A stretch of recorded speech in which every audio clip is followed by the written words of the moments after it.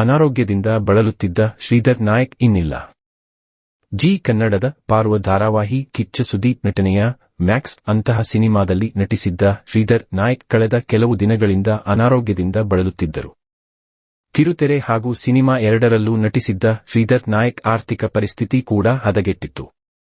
ಈ ಹಿನ್ನೆಲೆಯಲ್ಲಿ ಸಹಾಯಕ್ಕಾಗಿ ನೆರವನ್ನು ಕೋರಿದ್ದರು. ಕಿರುತೆರೆ ತಾರೆಯರು ಹಾಗೂ ಜನರು ಇವರ ಪರಿಸ್ಥಿತಿಯನ್ನು ನೋಡಿ ನೆರವನ್ನು ನೀಡಿದ್ದರು. ಬೆಂಗಳೂರಿನ ಬ್ಯಾಪಿಸ್ಟ್ ಆಸ್ಪತ್ರೆಯಲ್ಲಿ ಶ್ರೀಧರ್ ನಾಯಕ್ ಚಿಕಿತ್ಸೆಯನ್ನು ಪಡೆಯುತ್ತಿದ್ದರು. ತೀರಾ ಆರ್ಥಿಕ ಪರಿಸ್ಥಿತಿ ಹದಗೆಟ್ಟಿದ್ದರಿಂದ ಸಹಾಯ ಕೋರಿದ್ದರು. ಗುರುತು ಸಿಗದಷ್ಟು ನಿತ್ರಾಣರಾಗಿದ್ದ ಶ್ರೀಧರ್ ಅವರು ಕಳೆದ ಹಲವು ದಿನಗಳಿಂದ ಬ್ಯಾಪಿಸ್ಟ್ ಆಸ್ಪತ್ರೆಯಲ್ಲಿ ಚಿಕಿತ್ಸೆ ಪಡೆಯುತ್ತಿದ್ದರು. ಆದರೆ ಚಿಕಿತ್ಸೆ ಫಲಿಸದೆ ನಟ ಶ್ರೀಧರ್ ನಿನ್ನೆ ಮೇ 26 ಕೊನೆಯುಸಿರೆಳೆದಿದ್ದಾರೆ.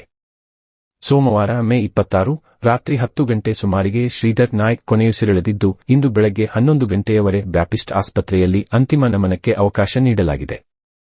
ಈ ಕುರಿತು ಸೋಷಿಯಲ್ ಮೀಡಿಯಾದಲ್ಲಿ ಕಿರುತೆರೆಯ ಖ್ಯಾತ ಮತ್ತು ಹಿರಿಯ ನಟ ನಾಗೇಂದ್ರ ಶಾ ನಮ್ಮ ನಡುವಿದ್ದ ಕಲಾವಿದ ಶ್ರೀಧರ ನಾಯಕ್ ಬಹಳ ದಿನಗಳ ಅನಾರೋಗ್ಯದಿಂದ ಮುಕ್ತರಾಗಿ ರಾತ್ರಿ 10 ಗಂಟೆಗೆ ದೇವಸನ್ನಿಧಿ ಸೇರಿದ್ದಾರೆ.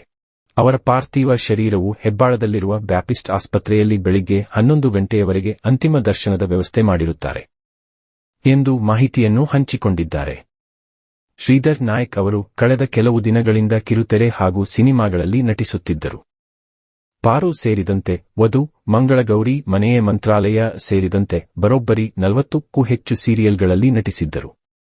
ಇತ್ತೀಚೆಗೆ ಕಿಚ್ಚ ಸುದೀಪ್ ನಟನೆಯ ಮ್ಯಾಕ್ ಸಿನಿಮಾದಲ್ಲಿಯೂ ನಟಿಸಿದ್ದರು. ಇಷ್ಟೇ ಅಲ್ಲದೆ ರಾಜಾ ಮಾರ್ತಾಂಡ, ಈಶ ಮಹೇಶ ಸೇರಿದಂತೆ ತಮಿಳು ಸಿನಿಮಾಗಳಲ್ಲಿಯೂ ಶ್ರೀಧರ್ ನಾಯಕ್ ಅಭಿನಯಿಸಿದ್ದರು. ಕೋವಿಡ್ ಸಂದರ್ಭದಲ್ಲಿ ಶ್ರೀಧರ್ ನಾಯಕ್ ಅವರಿಗೆ ಕೆಲಸವಿಲ್ಲದೆ ಆರ್ಥಿಕ ಸಮಸ್ಯೆ ಎದುರಾಗಿತ್ತು. ಇನ್ನೊಂದು ಕಡೆ ಕೌಟುಂಬಿಕ ಸಮಸ್ಯೆ ಕೂಡ ಇತ್ತು.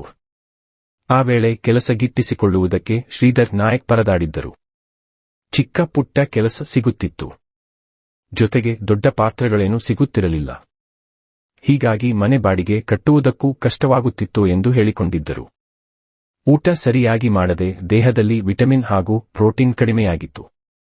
ಇದರಿಂದ ಆರೋಗ್ಯ ದಿನದಿಂದ ದಿನಕ್ಕೆ ಹದಗೆಡುತ್ತಾ ಹೋಯಿತು ಎಂದು ಸ್ವತಃ ಶ್ರೀಧರ್ ನಾಯಕ್ ಹೇಳಿಕೊಂಡಿದ್ದರು.